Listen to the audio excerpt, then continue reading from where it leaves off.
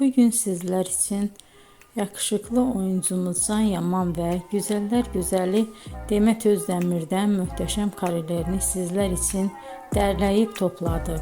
Can Yaman İnadına Aşk, Bay Yanlış, Dolunay, Erkenci Kuş dizi gibi dizilerde rol almış arkadaşlar ve herkes tarafından çok beğenilmişti. Biz de sizler için onların romantik karelerini derleyip topladık. Arkadaşlar, bu fotoların devamını gelmesini istiyorsanız emeğimize saygı olarak kanalımıza abone olup bol bol yorum yazmayı unutmayın. Arkadaşlar, bizi izleyen herkese teşekkür ederim.